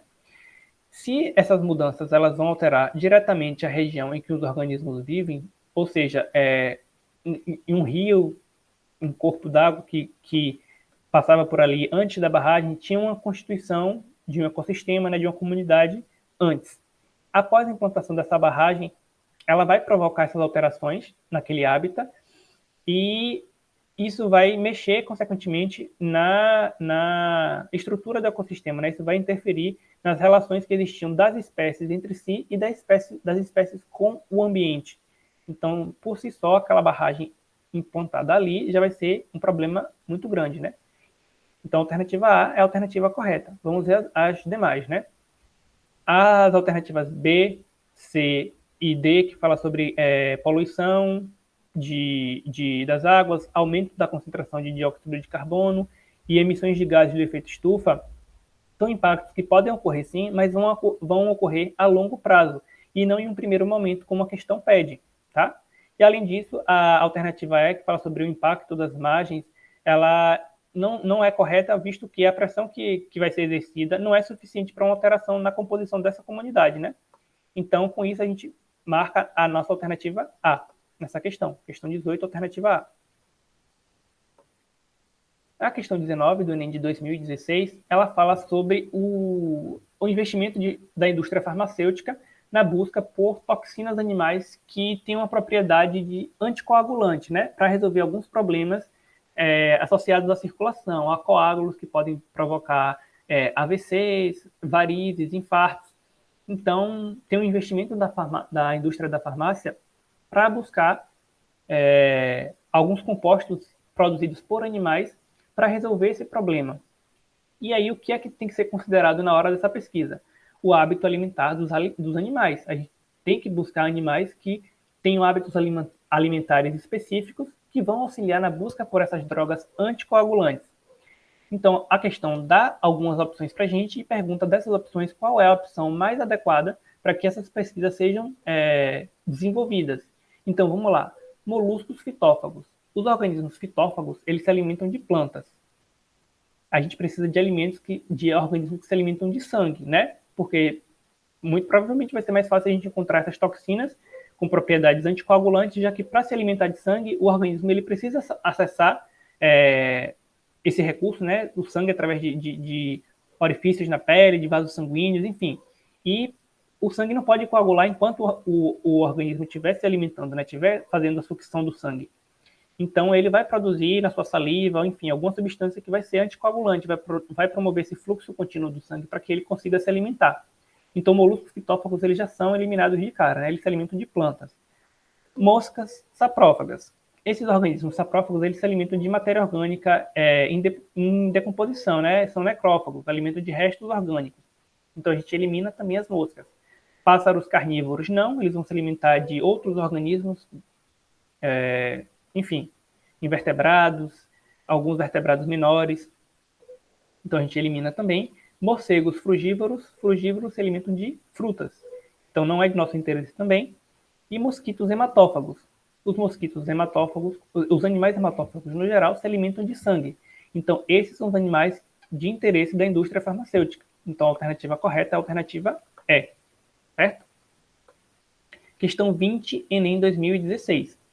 Em uma aula de biologia sobre a formação vegetal brasileira, a professora destacou que, em uma região, a flora convive com condições ambientais curiosas. As características dessas plantas não estão relacionadas com a falta de água, mas com as condições do solo, que é pobre em sais minerais, ácido e rico em alumínio. Além disso, essas plantas possuem adaptações ao fogo. As características adaptativas das plantas que correspondem à região destacada pela professora são, vamos lá, pelas características que o enunciado deu, né, que a professora falou, o bioma em questão é o cerrado. Esse bioma ele apresenta um solo pobre em sais minerais, né, e a gente sabe que no cerrado podem ocorrer queimadas eventuais, queimadas sazonais. Então, os organismos que vivem naquela região, principalmente as plantas, elas vão desenvolver mecanismos que vão permitir que elas se adaptem a esse tipo de ambiente, né? Então, as plantas do cerrado elas vão ter raízes mais profundas para encontrar água em períodos de estiagem, elas vão ter troncos, vão ter órgãos que vão estar mais resistentes a esse período de seca também e, consequentemente, essas possíveis queimadas que podem acontecer naquele bioma, né? Então, podem ter troncos subterrâneos, podem ter sementes com um período de dormência, né? Com um tegumento mais grosso para evitar que o fogo consiga chegar à parte germinativa da semente. Os galhos retorcidos também é uma característica comum em plantas dessa região. Então, dentre as alternativas que são dadas, a gente vai de cara na alternativa C, porque tanto a casca grossa quanto os galhos retorcidos são características pertencentes às plantas que vivem no cerrado, tá? Raízes, esporas e respiratórias são aquelas que a gente encontra em plantas do mangue, né? São os pneumatóforos, que vão auxiliar as plantas a respirarem em um ambiente com água salobra. A gente tem as raízes tabulares, folhas largas, a gente consegue ver isso nas figueiras, por exemplo, são árvores de grande porte, que a gente não consegue encontrar isso no cerrado. Raízes aéreas e perpendiculares ao solo também não, e folhas reduzidas e modificadas em espinhos também não. Essa é uma característica da caatinga, né, dos cactos, e não do cerrado. Então, a alternativa correta dessa questão seria a letra C. Questão 21, Enem 2020. O Protocolo de Montreal é um tratado internacional que diz respeito à defesa do meio ambiente. Uma das suas recomendações é a redução da utilização de substâncias propelentes, como o CFCs, clorofluorcarbono, em aerosóis e aparelhos de refrigeração. Essa recomendação da redução do uso de CFCs, ela visa o quê? Evitar a chuva ácida? Não, né? A chuva ácida ela vai ser causada por substâncias químicas, como, por exemplo, óxido de enxofre, nitrogênio e o de nitrogênio, e não por conta do CFC. Isso vai prevenir a inversão térmica? Falso também, né? Porque a inversão térmica ela ocorre quando a gente tem uma massa de ar mais denso, que vai impedir que o movimento de uma camada de ar menos denso, de uma massa de ar quente, né? Então, quando tem esse encontro, né, dessas massas de ar, que vai ocorrer a inversão térmica. E a função da redução do CFC não é prevenir inversão térmica. Letra C, preservar a camada de ozônio. Dentre as alternativas, essa é a única alternativa que a gente pode associar o uso do CFC a algum impacto ambiental, né? Porque a camada de ozônio ela tende a diminuir em resposta ao aumento do uso, ao aumento da liberação de CFC na atmosfera, que justamente é por isso que esse protocolo ele tentou reduzir a atividade a produção de sprays, né, de aerosóis e de aparelhos de refrigeração que liberem essa substância, né, já que uma única molécula de CFC ela pode destruir várias moléculas do ozônio, né, da camada de ozônio. Então, a nossa alternativa correta é a letra C. A letra D, controlar o aquecimento global, é falso também, né, porque o aquecimento global está relacionado com queima de combustíveis fósseis, né, com queima com a liberação de gás, como dióxido de carbono, e não com a liberação de CFC. E impedir as formações de ilhas de calor, falso também, porque essas ilhas de calor, elas são espécies de zonas de temperatura que vão se formar em locais específicos, principalmente por conta de queimadas, de desmatamento, de impermeabilização de solo, e não por conta da liberação do CFC. Então, a alternativa correta dessa questão é a alternativa C, preservar a camada de ozônio. Questão 22. Vários métodos são empregados para a prevenção de infecções por micro-organismos. Dois desses métodos utilizam micro-organismos vivos e são eles: as vacinas atenuadas, que são constituídas por patógenos avirulentos, e os probióticos, que contêm bactérias benéficas. Na figura são apresentados 5 diferentes mecanismos de exclusão de patógenos pela ação de probióticos no intestino de um animal. Qual mecanismo de ação desses probióticos promove um efeito similar ao da vacina? Então, a gente tem que entender o quê? Que essas vacinas atenuadas, elas vão inserir patógenos que são avirulentos para estimular a atividade de defesa no nosso organismo, né? Então, a partir disso, anticorpos eles vão ser estimulados, né? A produção de anticorpos vai ser estimulada. Então, para que os probióticos aplicados eles tenham esse mesmo efeito, né, de estimular o nosso corpo a produzir antibióticos, a produzir anticorpos, imunoglobulina, eles precisam entrar em contato, eles precisam ter esse contato com a célula. Então, a partir desse contato que vai ser produzido as imunoglobulinas, né? Que isso vai gerar uma memória imunológica nas nossas células e, consequentemente, uma imunização ativa. Então, analisando essa imagenzinha e dentre os 5 números, os 5 mecanismos de exclusão que são ilustrados na figura, a gente vai buscar aquele em que os probióticos eles vão agir como as vacinas, eles vão entrar em contato com as células para estimular essa produção de imunoglobulina. Então, a alternativa A é falsa, porque a vacina ela não vai agir como o mecanismo de exclusão 5, né, na manutenção da integridade epitelial. A alternativa B é a nossa alternativa verdadeira, porque se a gente for olhar o mecanismo 4 lá na figura, a gente vai ver que a vacina ela age exatamente da forma como o probiótico está agindo na figura, na alternativa B, né? No método 4, que é estimular a produção de imunoglobulina em contato com a célula. Então, logo a gente consegue eliminar as alternativas C, D e E, porque a produção de substâncias antimicrobianas, a disputa por sítio de adesão e a competição por nutrientes também não são funções que as vacinas vão estar desenvolvendo dentro do nosso organismo, né? Então, a gente tem a alternativa correta, a alternativa B. Questão 23, da Mackenzie, 2020, traz um texto falando sobre incêndios na floresta amazônica, né? Que eles não ocorrem de maneira natural, eles são fonte de ação antrópica, né?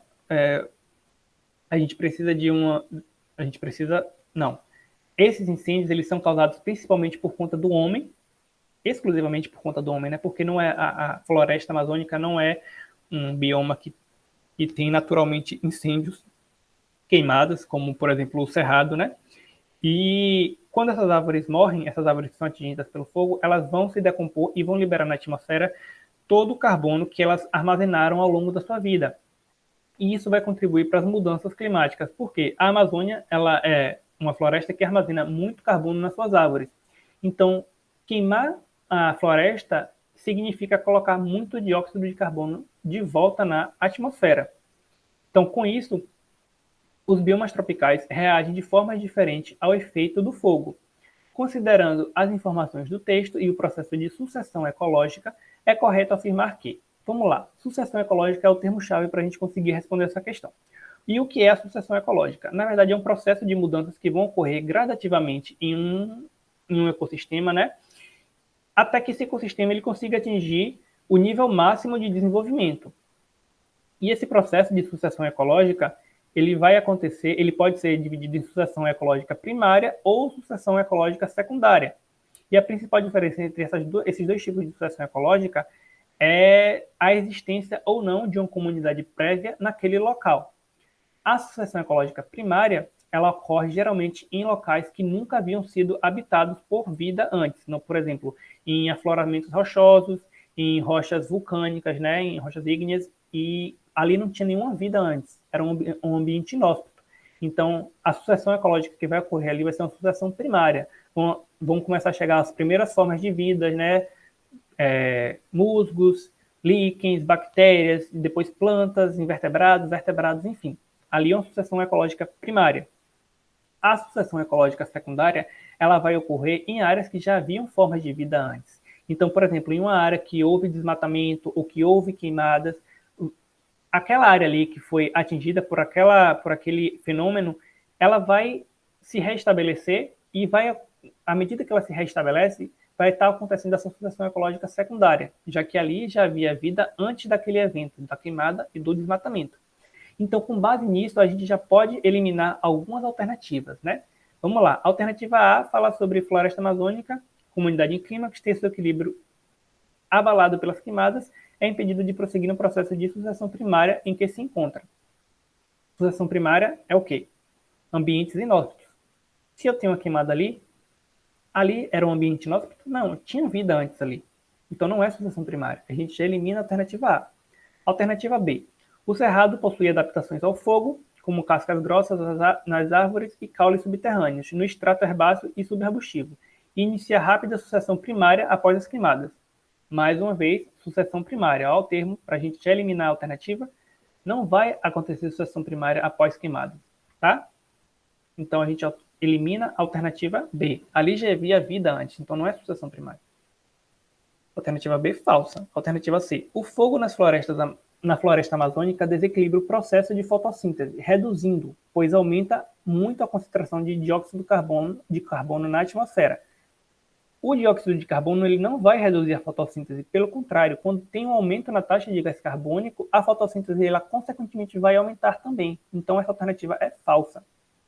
Alternativa D, as adaptações do cerrado às queimadas de origem natural ou antrópicas não desencadeiam processos de sucessão ecológica, porque o fogo não induz a substituição de espécies. E isso é a nossa alternativa verdadeira. Por quê?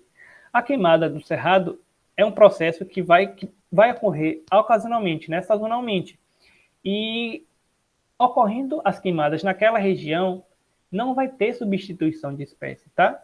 As espécies que vão surgir ali são espécies que já existiam antes da queimada, porque a gente lembra que no cerrado as plantas elas têm essas adaptações justamente porque é um ambiente que eventualmente podem ter queimadas. Então essas plantas elas podem ter órgãos subterrâneos, podem ter sementes que vão entrar em dormência. Então após a queimada não são novas espécies que vão surgir ali. As espécies não vão ser substituídas. Pelo contrário, elas vão voltar, os órgãos que estavam em dormência vão voltar, o metabolismo vai ser reativado e as espécies que já existiam antes vão se restabelecer ali. Então, não ocorre esse processo, né? Não desencadeia esse processo de sucessão ecológica. Então, a nossa alternativa D é a alternativa correta. E a alternativa E é falso também porque está falando de sucessão primária, né? A floresta amazônica é um lento processo de sucessão primária. A gente já viu que não é a sucessão primária que ocorre lá, caso ocorra, tá? Então, a alternativa correta dessa questão é a alternativa D. Questão 24, Enem 2015, fala sobre a questão do nitrogênio na cadeia alimentar, que esse nitrogênio ele é absorvido por organismos fixadores, que geralmente são organismos de forma livre ou simbiontes com plantas, e os animais eles precisam suprir a necessidade de nitrogênio no seu organismo. E como é que eles vão fazer isso, né? Então, vamos lá. A absorção, os animais eles vão absorver o gás nitrogênio pela respiração? Falso, né? A gente absorve o gás oxigênio, não o gás nitrogênio. Quem vai fazer isso, quem vai absorver gás nitrogênio, quem vai fazer vai metabolizar o nitrogênio, são alguns organismos produtores, algas, plantas, cianobactérias, e os organismos herbívoros, né, ou onívoros, vão se alimentar dessas plantas, e aí, consequentemente, a concentração de nitrogênio no tecido desses organismos produtores vai ser reabsorvida pelos organismos que vão consumir aqueles produtores, né? Então, a gente já elimina a alternativa A, porque, como eu falei, quem vai absorver, nós não absorvemos o gás nitrogênio, a gente absorve o oxigênio. Alternativa B, ingestão de moléculas de carboidratos vegetais. Falso, porque carboidrato geralmente ele não apresenta nitrogênio na sua composição. Geralmente é carbono, hidrogênio e oxigênio. Pode acontecer? Sim, mas não é a ponto de proporcionar suprir as necessidades metabólicas de nitrogênio de um animal. Alternativa C, incorporação de nitritos dissolvidos na água consumida. Falso, porque quando a gente tem altas concentrações de nitrito dissolvido na água, a gente pode inferir que aquela água ela pode estar contaminada por excesso de matéria orgânica. E isso é tóxico para nós, principalmente seres humanos, tá? Então, a alternativa C é incorreta. Alternativa D, transferência da matéria orgânica pelas cadeias tróficas. Lembra que eu expliquei lá na alternativa A que os organismos herbívoros eles vão se alimentar de plantas que já fixaram nitrogênio e isso vai sendo passado na cadeia de consumidor para consumidor? Então, quando um organismo herbívoro ou onívoro se alimenta das plantas, o nitrogênio é absorvido por ele. E isso vai passando ao longo da cadeia. Quando um consumidor primário se alimenta de um consumidor, quando o consumidor secundário se alimenta de um consumidor primário, e assim sucessivamente. Então, essa é a forma como os animais vão suprir essas necessidades de nitrogênio. E a alternativa A é falsa também porque a gente viu isso na questão dos tomateiros. Lembra de protocooperação? Micro-organismos fixadores de nitrogênio, a gente tem algumas bactérias que vão fazer isso em algumas plantas, mas não é o caso de micro-organismos protocooperação desses micro-organismos com os animais. Então, a alternativa correta dessa questão é a alternativa D, transferência da matéria orgânica pelas cadeias tróficas. Vamos lá, questão 25. Enem 2015. Durante a expedição, um grupo de estudantes perdeu-se de seu guia. Ao longo do dia em que esse grupo estava perdido, sem água e debaixo do sol, os estudantes passaram a sentir cada vez mais sede. Consequentemente, o sistema excretor desses indivíduos teve um acréscimo em um dos seus processos funcionais. Nessa situação, o sistema excretor dos estudantes. Vamos lá, a gente vai ter que lembrar um pouquinho daquela questão do organismo lá, né, do bichinho que estava vivendo num ambiente árido. Lembra? Quando a gente está nesse tipo de ambiente, a gente vai entender que o nosso corpo ele vai perceber que a gente está nessa situação de estresse e vai conseguir lidar com ela, né, com essa situação de escassez de água. Então, se a gente está em um ambiente sem água e debaixo do sol, o nosso corpo ele vai tentar eliminar cada vez menos água, porque ele vai precisar manter as funções vitais, né? A gente precisa de água no nosso organismo. Então, a urina vai acontecer o mesmo do que aconteceu com aquele organismo, né? Vai ser mais concentrada, né? A gente vai ter menos água sendo liberada pela urina, e vai ser mais concentrada em sais, mais amarelada. E aí, vamos ver qual é a outra função que vai... qual é o outro processo que o nosso sistema excretor ele vai estar agindo para tentar evitar essa perda de água. Vamos lá. Letra A, aumentar a filtração glomerular. Falso, né? Porque se a gente for ter um aumento na atividade glomerular, isso vai trazer consequências para o aumento no volume de água na urina. E não é isso que a gente quer, tá? Não é isso que o nosso corpo vai fazer. Alternativa B, produzir maior volume de urina. Falso também. Maior volume de urina está associado a maior volume de água investido para que isso aconteça. Então, a gente não pode perder água para o meio. A gente não vai fazer isso. Nosso corpo não vai fazer isso, tá? Alternativa C, produzir urina com menos ureia. Falso também. Menos ureia quer dizer maior concentração de água na urina para que aquela ureia ela seja diluída, né? Então, ocorre o contrário, a urina ela vai ter mais ureia e menos água. Alternativa D, produzir urina com maior concentração de sais. Verdadeiro, a gente já falou isso, né?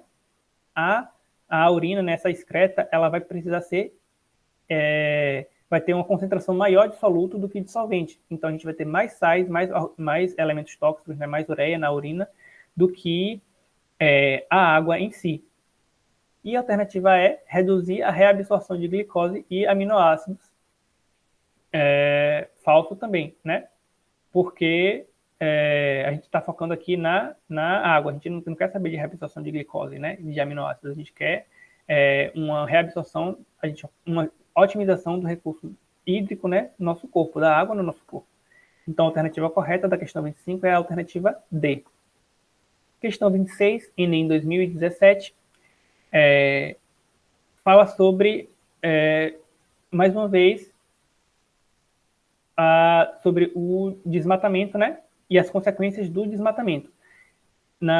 Em São Paulo, existem reservatórios de águas que o volume ocasionalmente diminui durante o verão por conta de desmatamento que ocorre na região da Amazônia, né? Já que com menos água na Amazônia, os ventos eles não conseguem transportar esse volume que ocasionalmente transportariam para a região sudeste. E com isso, a questão pergunta, né? O fator apresentado no texto para o agravamento da seca no sudeste está identificado no... Vamos lá. Redirecionamento dos ventos alísios. Bom, esses ventos alísios são ventos que vão sair dos trópicos e vão em direção à linha do Equador, né? Eles saem da região norte do globo e vão em direção à linha do Equador, e saem da região sul do globo e vão em direção à linha do Equador, né? Para essas zonas de convergência.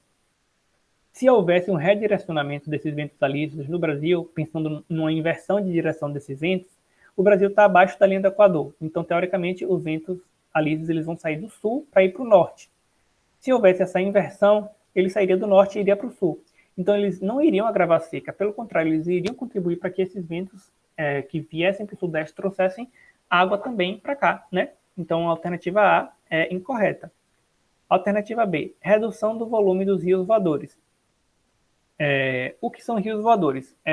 Quando a gente tem uma taxa de evapotranspiração alta na floresta amazônica, a gente tem um deslocamento grande de umidade no ar, né? Desse vapor d'água. Esse deslocamento desse vapor d'água, dessa umidade no ar, eles, para outras regiões, são chamados de rios voadores, né? Então, com o desmatamento da floresta amazônica, esses níveis de umidade, eles podem diminuir, eles tendem a diminuir. Desculpa. E os vapores d'água, as taxas vão cair consequentemente. Então, o transporte que vai ser feito pelos ventos, ele vai ser reduzido. Então, a gente vai ter uma redução desse volume de rios voadores, tá? Que é a nossa alternativa correta nessa questão. Mas vamos verificar as outras. Deslocamento das massas de ar polares. Essas massas de ar polares, elas saem da Antártica e atingem o Brasil, mas elas não vão influenciar na seca da região sudeste, tá? Nessa seca dos reservatórios de São Paulo. Alternativa D, retenção da umidade na Cordilheira dos Andes. Falso. A Cordilheira dos Andes ela fica a oeste da floresta amazônica, tá? Então, ela não vai influenciar nesse fenômeno, no fenômeno de reduzir essas águas de chuva, né, nos reservatórios. Alternativa E, alteração no gradiente de pressão entre as áreas. A alteração na pressão atmosférica ela pode ocorrer constantemente, mas nesse caso ela não vai estar alterando o nível de água nos reservatórios. Então, a alternativa correta dessa questão é a alternativa B, redução no volume dos rios voadores. Questão 27, ela traz um enunciado falando sobre organismos bioindicadores, conceituando os bioindicadores e informando que a posição trófica desses organismos elas são extremamente importantes porque elas vão definir o nível elas podem definir o nível de contaminação de um ambiente, né? Quanto mais baixo o nível trófico do organismo, maior é a sua utilidade, porque a gente entende que esses organismos em níveis tróficos mais baixos, né, nos primeiros níveis da cadeia alimentar, eles vão estar assimilando essas toxinas com mais facilidade. Então, isso vai ser muito útil num estudo de impacto em área contaminada por poluentes, né, com utilização de bioindicadores. Aí, o que é que a questão pede? Um grupo de organismos mais adequados para essa condição, do ponto de vista da sua posição na cadeia trófica, é constituído por. Então, o que é que a gente tem? A gente tem um cenário de um ambiente que está sendo contaminado por alguma substância. E essa substância ela tem níveis que podem ser, a depender da quantidade de poluente que caia, pode ter um impacto muito baixo naquele ambiente ou extremamente relevante, extremamente elevado o impacto. E esse impacto ele vai ser medido a partir da posição dos organismos na cadeia trófica. Lembra o que o enunciado falou? Quanto mais baixo quanto menor for o posicionamento nas cadeias tróficas, mais importante, maior vai ser a utilidade desses organismos, porque as cadeias tróficas vão ser contaminadas a partir desses organismos, né? Então, tendo em vista isso, a questão ela dá 5 alternativas: algas, peixes, baleias, camarões e anêmonas. Entre esses três, qual é o organismo que está posicionado mais baixo em uma cadeia trófica? A gente tem aí 4 organismos que são consumidores e um organismo produtor. Pensando em cadeia trófica, ela vai começar justamente por quem? Pelos organismos produtores, né? Pelos organismos fotossintetizantes, que podem ser plantas, algas, cianobactérias. Nesse caso, são as algas, né? Os peixes, eles podem se alimentar de outros organismos, as baleias também, camarões também, e anêmonas são animais, né? São organismos parentes, assim, do mesmo grupo das águas-vivas, dos corais, mas são organismos que não fazem fotossíntese. Eles se alimentam de zooplâncton, de fitoplâncton, de microcrustáceos, são consumidores. Então, dentre essas 5 opções, a opção que corresponde à resposta correta é a letra A, que são algas. São organismos produtores que estão na base da cadeia alimentar e, consequentemente, vão estar assimilando essa substância tóxica e vai estar fazendo com que ela seja acumulada ao longo da cadeia alimentar. Certo? Questão 28, Enem 2015. Os anfíbios apresentam o primeiro grupo de vertebrados que, evolutivamente, conquistou o ambiente terrestre. Apesar disso, a sobrevivência do grupo ainda permanece restrita a ambientes úmidos ou aquáticos, devido à manutenção de algumas características fisiológicas relacionadas à água. Uma das características que o texto se refere é a, vamos lá, letra A, reprodução por viviparidade. A viviparidade, na viviparidade, os embriões que são desenvolvidos, eles vão ser desenvolvidos dentro de um dos organismos parentais, né? Como, por exemplo, os seres humanos, nós somos vivíparos. O bebê ele vai se desenvolver na barriga materna e depois ele vai ser, quando a mulher dá luz, né? Vai sair o bebê já formado, um embrião, uma criança já formada, né? Que é um ser humano juvenil. No caso dos anfíbios, existem algumas espécies que podem se reproduzir por viviparidade, mas na grande maioria é muito mais comum a gente encontrar anfíbios que são ovíparos, em que as fêmeas liberam ovos, ou, mais especificamente, ovulíparos, que são aqueles anfíbios que, durante o período de reprodução, eles liberam os gametas na água e os gametas se fecundam externamente, né? Tem a fecundação externa, os gametas vão se juntar na água e vão se desenvolver ali, vai ter todo o processo de metamorfose dos girinos até chegar à vida adulta, né? Nos sapos, rãs, pererecas. Então, a reprodução por viviparidade não é uma característica que faz com que os organismos eles estejam ainda ligados ao ambiente aquático. Alternativa B, respiração pulmonar nos adultos. É falso porque, assim como a reprodução por viviparidade, a respiração pulmonar foi uma característica que promoveu a exploração do ambiente terrestre dos anfíbios. A respiração pulmonar não faz com que eles estejam ligados ainda ao ambiente aquático. Na fase adulta, os indivíduos juvenis, os girinos, eles respiram por brânquias, né? Eles precisam do ambiente aquático para sobreviver. Mas a respiração pulmonar nos adultos não é um fator que faça com que eles ainda permaneçam ligados a ambientes úmidos ou aquáticos. Letra C, regulação térmica por endotermia. Falso, porque eles não apresentam esse tipo de regulação térmica. Na verdade, a temperatura do corpo dos anfíbios ela vai ser geralmente semelhante à temperatura do ambiente, né? De acordo com a temperatura do ambiente. A temperatura do corpo do anfíbio vai variar de acordo com a temperatura do ambiente. Os animais endotérmicos, eles vão controlar a sua temperatura do corpo, a temperatura interna, por conta do metabolismo, né? Pelo próprio metabolismo. Não é o caso dos anfíbios. Cobertura corporal delgada e altamente permeável. É a nossa alternativa verdadeira, tá? Lembrem-se que os anfíbios, eles também apresentam uma respiração cutânea, que é a respiração pela pele. Então, como eles utilizam esse órgão, né, a pele, para fazer trocas gasosas, ela precisa estar constantemente hidratada, porque caso ela não esteja, eles podem ter sua fisiologia, né, comprometida. Então, esse é um fator que ainda faz com que os anfíbios estejam atrelados a ambientes úmidos ou aquáticos. E a alternativa é locomoção por membros anteriores e posteriores desenvolvidos é falsa também, porque assim como a respiração pulmonar, essa locomoção por membros anteriores e posteriores, ela acontece e foi um dos fatores que fez com que eles explorassem o ambiente terrestre e não com que limitasse a vida deles a um ambiente aquático ainda, tá? Então, a alternativa correta dessa questão, alternativa D. Vamos lá para a questão 29 do Enem 2013. Ela fala sobre manguezal, né, algumas características do manguezal, e fala também de por que as plantas conseguem sobreviver nesse ambiente, né, que é um ambiente que tem uma grande quantidade de sedimento, de matéria orgânica misturado à água salgada também, né, e as plantas que vivem lá, elas precisam ser capazes de sobreviver a esse tipo de ambiente, né, com solo lodoso, com solo salgado, com algumas características ambientais que são estressantes para qualquer outro tipo de planta. Então, o que é que a questão pergunta? Para viverem em ambientes tão peculiares, as plantas dos manguezais, elas apresentam adaptações tais como: letra A, folhas substituídas por espinhos a fim de reduzir a perda de água para o ambiente. A gente já viu isso em outro bioma, são as plantas da caatinga, né, como os cactos. Essas plantas elas vão ter folhas substituídas por espinhos, né, para reduzir a perda de água. Não é o caso das plantas do manguezal. Alternativa B, folhas grossas que caem em períodos frios a fim de reduzir a atividade metabólica. Falso também, né? Os manguezais, eles não têm folhas com essas características, né? Até porque eles não vivem, eles não existem em ambientes frios, né? Os manguezais, eles são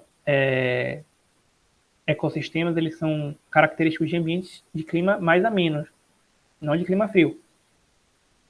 Alternativa C, caules modificados que armazenam água a fim de suprir as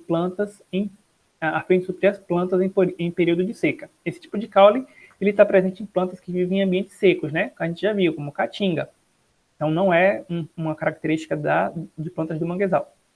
Raízes desenvolvidas que penetram profundamente no solo em busca de água. Isso é característica do cerrado. A gente já viu em outras questões aqui, né?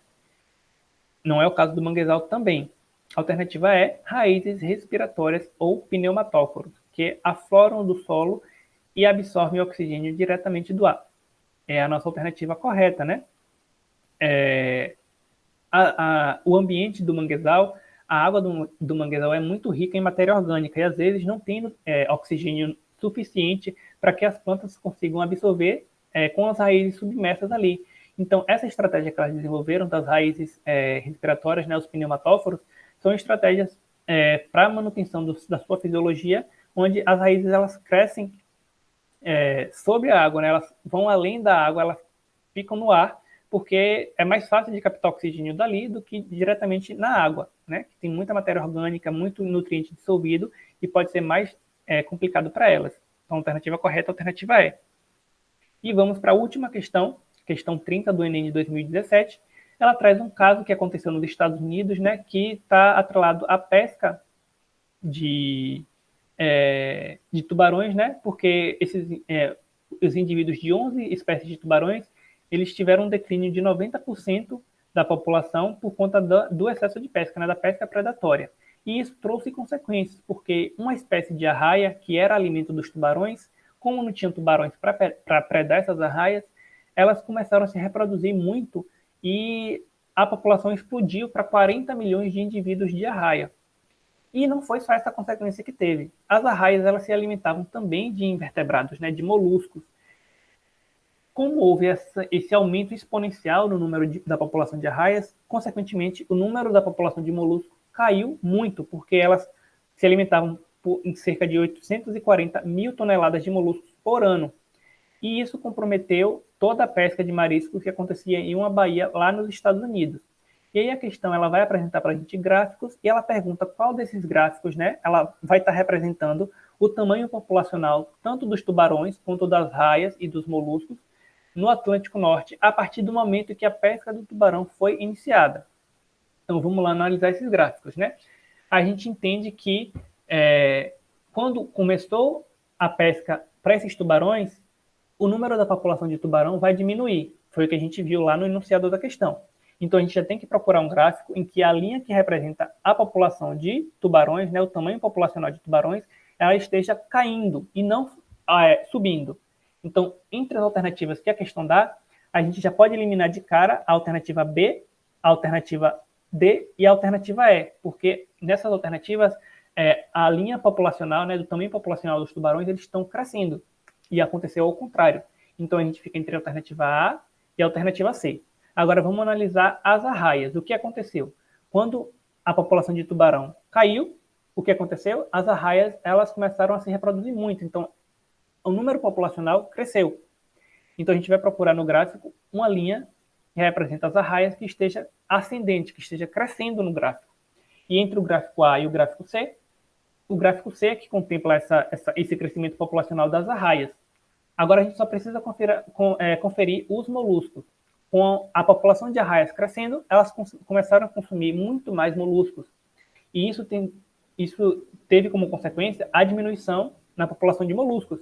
Então, a alternativa C também mostra essa queda na linha populacional, né, do crescimento populacional dos moluscos.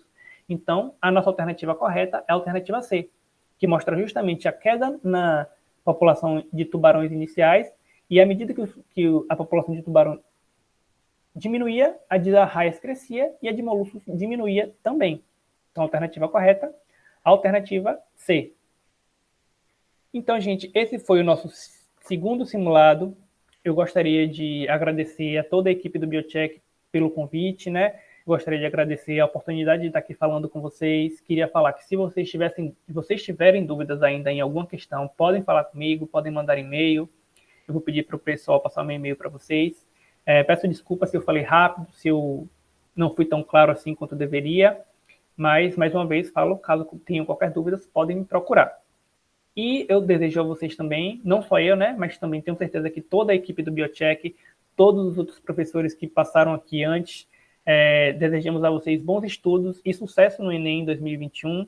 A gente espera que vocês tenham um ótimo rendimento na prova e que em 2022 muitos de vocês estejam ingressando no ensino superior. Então, é isso que nós desejamos. Mais uma vez, obrigado e tchau. Foi um prazer.